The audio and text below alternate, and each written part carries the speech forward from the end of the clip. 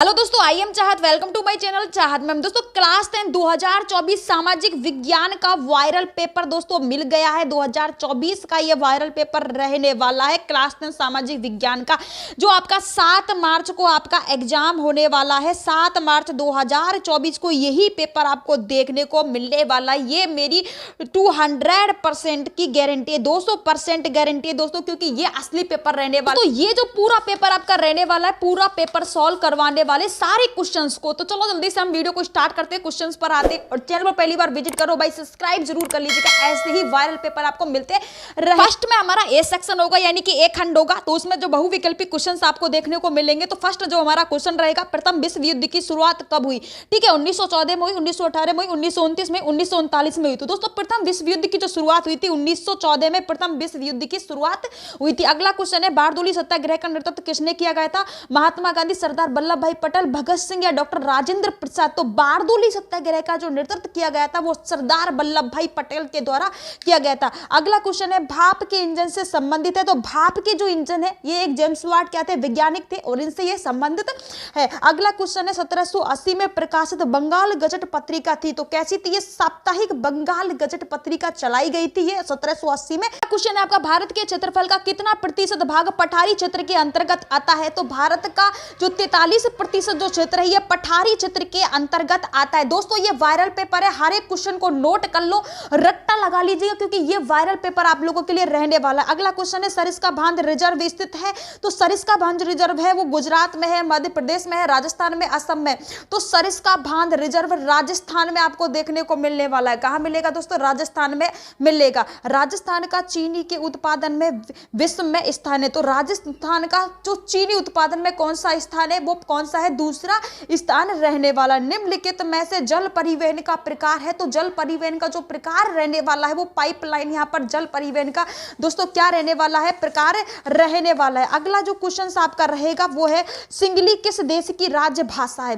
तो आपको बताना है कि सिंगली जो है किस देश की राज्य भाषा रहने वाले। टोटली बहुविकल्पी जो 20 क्वेश्चन यहाँ पर आपको देखने को मिलने वाले।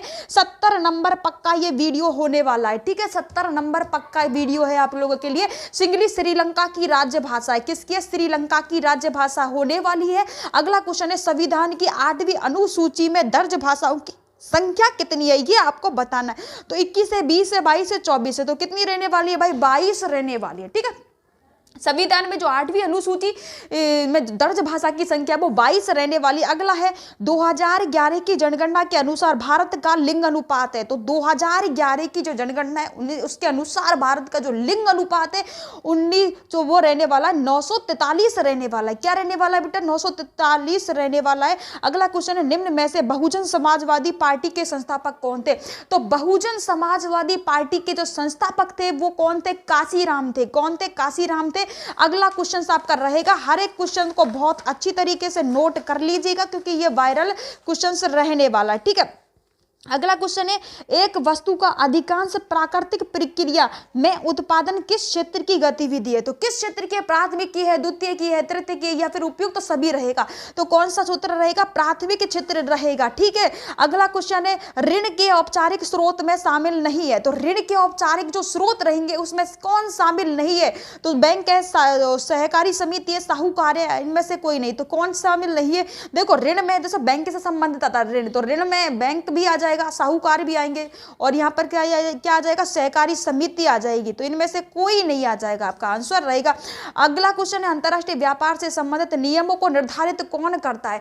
तो अंतरराष्ट्रीय जो कंपनियां चलती है, ठीक है, अंतरराष्ट्रीय जो व्यापार होता है, ठीक है, उससे संबंधित नियमों का निर्धारण कौन करता है? तो WTO करता है, वर्ल्ड हेल्थ ऑर्गेनाइजेशन करता है। ठीक है, ये आपका रहेगा। यहाँ पर कुछ रिक्त स्थान आएंगे, दूसरा नंबर का क्वेश्चन आपका रहेगा। टोटली यहाँ पर आपके जो रहेंगे 7 या 8 आपके यहाँ पर रिक्त स्थान आते हैं। उसमें पहला है, बंबई में पहला कपड़ा मिल लगाई गई थी। तो बंबई में पहली कपड़ा मिल लगाई गई थी। और एक चीज और बता देते हैं हम आपको कि रिक्त स्थान आएंगे वो आपको बोर्ड एग्जाम की कॉपी में कैसे करने। तो बोर्ड एग्जाम की कॉपी में इस तरीके से रिक्त स्थानों की आपको पूर्ति करनी है। ठीक है, पहले हेडिंग यहाँ पर इस तरीके से डालनी है, उस तरीके से ही आपको रिक्त स्थानों की इस तरीके से, ठीक है, पूरा रिक्त स्थान लिखना, फिर ब्लैक पेन से इस तरीके से आपको भरना है। है, ठीक है, इस तरीके से करना है। तो फर्स्ट में आ जाएगा बंबई में पहला कपड़ा मिल कब लगाया गया था, तो 22 फरवरी को लगाया। कब लगाया गया था, 22 फरवरी यहाँ पर आपका आ जाएगा, 1800 फरवरी आपका यहाँ पर आ जाएगा और 1854 में लगाया गया था, ठीक है, 22 फरवरी 1854 में लगाया गया था। गुलामगिरी पुस्तक के लेखक कौन है, तो गुलामगिरी पुस्तक के लेखक के ज्योतिबा फूले, यहाँ पर क्या आ जाएगा, ज्योतिबा फूले आ जाएगा, ठीक है, गुलामगिरी पुस्तक के लेखक कौन है, ज्योतिबा फूले, यहाँ पर आपका आंसर हो जाएगा, ठीक है। अगला जो क्वेश्चन हमारा रहेगा वो कच्चा तेल क्या है, खालिस्तान संसाधन है, तो गैर नवनीकरण संसाधन है, क्या हो जाएगा, गैर नवनीकरण, यहाँ पर जाएगा नवनीकरण संसाधन है, ठीक है। अगला है विभिन्न देशों के बीच में परस्पर संबंध और त्रिविकीकरण की प्रक्रिया क्या है। अब मेरी बात ध्यान से सुनना कि विभिन्न देशों में क्या होता है कि बीच में संबंध और त्रिविकीकरण की जो प्रक्रिया होती है वो वैश्वीकरण कहलाती है। यहाँ पर क्या आएगा, वैश्वीकरण यहाँ पर आ जाएगा आंसर, ठीक है। अगला क्वेश्चन यहाँ पर आपका आ जाएगा शिरोमणि अकाली दल का संबंध मुख्यतः खालिस्तान राज्य से, तो ध्यान रखना शिरोमणि जो अकाली जो दल था उसका संबंध पंजाब से था, किससे था, तो यहाँ पर जो आंसर रहेगा वो पंजाब, यहाँ पर आपका आंसर आ जाएगा, ठीक है। अगली खालिस्तान, अगला है आपका प्रशासन प्रणाली में अंतिम शक्ति जनता में निहित होती है, तो वो किससे होती है, लोकतंत्र, तो यहाँ पर आ जाएगा कि लोकतंत्र जो है, लोकतंत्र शासन प्रणाली अंतिम जनता में निहित होती है, ठीक है। अगला क्वेश्चन है आपका जवाहरलाल नेहरू ने गर्व से खालिस्तान को आधुनिक भारत का मंदिर कहा था, तो जवाहरलाल नेहरू ने गर्व से आधुनिक भारत का मंदिर किसे कहा गया था, भाकला नांगल भांद को, तो यहां पर क्या आ जाएगा, भाकला नांगल भांद को आधुनिक भारत का मंदिर कहा गया था, क्या आ जाएगा, भाकला नांगल भांद यहां पर आ जाएगा। तो फिर से बता रहे सारे रिक्त स्थानों की पूर्ति इस तरीके से करनी है, हर एक क्वेश्चन का यहां पर ब्लैक पेन यूज में लेना है, सबको इस तरीके से आपको करना है, ठीक है। अगला क्वेश्चन की अगर हम बात करें अति लघुआत्मक, यहां पर आपके क्वेश्चन होंगे, ठीक है, अति लघुआत्मक क्वेश्चन होंगे और ये सब सारे क्वेश्चन एक एक नंबर के आपके यहां पर हो जाएगा। इनकी परिभाषा आपको लिखनी है, तो पहले आएगा बेगार, तो बेगार भाई क्या है, इसकी परिभाषा आपको यहां पर लिख देनी है कि बेगार एक ऐसी प्रथा है जहां पर कर्मचारियों को मालिक को निःशुल्क यानी कि मामूली प्राथमिक कर सेवा देने के लिए मजदूर किया जाता है। इसका सीधा सा मतलब बेगार का मतलब एक चीज होती है कि बिना पैसे दिए कोई काम करवा रहा है वो बेगार हो रहा है। हम कहते हैं ना कि हम जैसे कि हमारे गांव में वगैरह में ऐसे कहते हैं कि दूसरों की बेगार मत क्या करो, मतलब दूसरों की बेगार कोई भी मूल्य हम किसी से नहीं ले रहे और उसका काम कर रहे तो वो बेगार होता है, ठीक है, बिना मूल्य के काम करना ही बेगार कहलाता है, सीधा सा मतलब इसका ये होता है, ठीक है। अगला है फ्लाइट साल्ट क्या है, तो फ्लाइट साल्ट क्या होता है भाई कि ये एक प्रकार का उपकरण होता है, ठीक है, क्या होता है, ये उपकरण होता है जो जैसे कि कपड़े की बुनाई मशीन होती है, क्या है, कपड़े की बुनाई की मशीन होती है और इसका जो आविष्कार है 1733 ईस्वी में किया गया था। तो फ्लाइट साल्ट एक मशीन होती है, कपड़े की बुनाई की जाती है और 1733 में इसका निर्माण किया गया था, ठीक है। अब आएगा स्पिनिंग जेनी का आविष्कार किसने किया था, तो इसका आविष्कार किसने किया था, वैज्ञानिक का नाम लिख देना, ठीक है। अगला है सरकार के विभिन्न अंगों का नाम, तो सरकार के विभिन्न अंग, देखो सरकार के 3 अंग होते हैं, कितने अंग होते हैं, 3 अंग होते हैं। एक तो होती है विधायिका, विधायिका ये सरकार का ही अंग होता है, ठीक है, विधायिका आपको लिख देना, विधायिका सरकार का अंग होती है। उसके बाद में कार्यपालिका है, कार्यपालिका, और उसके बाद में क्या रहने वाली है आपकी न्यायपालिका, न्यायपालिका। ये तीनों क्या होते हैं भाई, तीनों जो होते हैं ना ये सरकार के विभिन्न अंग होते हैं, ठीक है, ये सरकार के विभिन्न अंग है, ये आपको लिख देता है। अगला क्वेश्चन है वर्ण व्यवस्था से आप क्या समझते हैं। अब वर्ण व्यवस्था क्या है कि इसकी परिभाषा लिखनी है। वर्ण व्यवस्था क्या होता है, स्त्रीकरण एक सामाजिक प्रणाली होती है, ये सामाजिक प्रणाली होती है जो समाज को उनकी सामाजिक और आर्थिक क्षमताओं के आधार पर ये विभाजित करती है। मतलब एक सामाजिक प्रणाली होती है जो समाज को उनकी सामाजिक और आर्थिक स्थिति के आधार पर क्या करती है, विभाजित करती है, इसकी परिभाषा लिख देनी है। अब आएगा अगला क्वेश्चन है राजनीतिक दलों में चुनाव चिन्ह को आवंटित कौन करता है, तो जनता ही करती है, तो ये आपका आंसर यहाँ पर रहने वाला है, ठीक है। अगला क्वेश्चन से क्या रहेगा और उसका आंसर आपको किस तरीके से देना है वो भी आप यहाँ पर देख लीजिए, ठीक है। इस तरीके से आपको यहाँ पर इस सब का आंसर भाई अच्छे तरीके से ही देना होगा, ठीक है। अगला क्वेश्चन है सकल घरेलू उत्पाद को परिभाषित कीजिए, तो जीडीपी को सकल घरेलू उत्पाद कहते हैं, ये इसका पूरा नाम आपको लिख देना है। वे कंपनियां जिनका कारोबार एक से अधिक देश करते क्या कहलाती है, बहुराष्ट्रीय कंपनी कहलाती है, ठीक है। भारत में वन्यजीव संरक्षण अधिनियम 1973 में लागू किया गया था। ध्वनि प्रदर्शन से मानव पर क्या प्रभाव पड़ता है, देखो ध्वनि प्रदर्शन एक अवांछनीय ध्वनि होती है जिससे मानव को बहुत हानिकारक मतलब स्वास्थ्य प्रॉब्लम आती है ना, तो वो यहाँ पर आपको लिख देनी। अगला क्वेश्चन आएगा, बैखंड यहाँ पर आपका हो जाएगा, यानी कि बी सेक्शन स्टार्ट हो जाएगा और अति लघुआत्मक क्वेश्चन रहेंगे यहाँ पर। साइमन कमीशनर भारत में क्यों आया? तो साइमन कमीशनर भारत में क्यों आया, क्योंकि इसके डेफिनेशन आपको लिखनी है, मतलब इसका जो आंसर रहेगा आपका ये रहेगा। देखो साइमन जो कमिश्नर है वो भारत में क्यों आया, तो इसका आंसर आपका इस तरीके से रह जाएगा।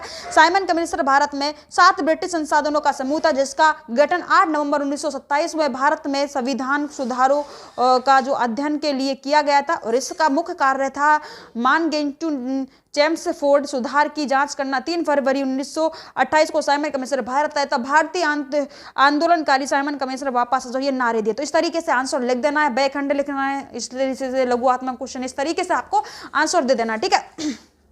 अगला क्वेश्चन रहेगा, मुद्रण जो संस्कृति ने भारत में राष्ट्रवाद के विकास का योगदान क्या रहा था? 2 नंबर का, ओनली 2 ही बिंदु आपको यहाँ पर लिखने, ठीक है। 2 नंबर का 2 बिंदु यहाँ पर आपको लिखने। सत्ता की साझेदारी क्यों जरूरी है, ये तर्क देना है। 2 तर्क आपको देने, ऐसा नहीं कि पेज भर भर के लिखना है, पेज भर भर के नहीं लिखना। 2 तर्क पूछे तो 2 ही तर्क यहाँ पर देने। अगला है कि 2 प्रधानों का जिक्र कीजिए जो भारत में धर्मनिरपेक्ष राष्ट्र बनाते हैं, तो वो आपको यहाँ पर लिख देना, ठीक है।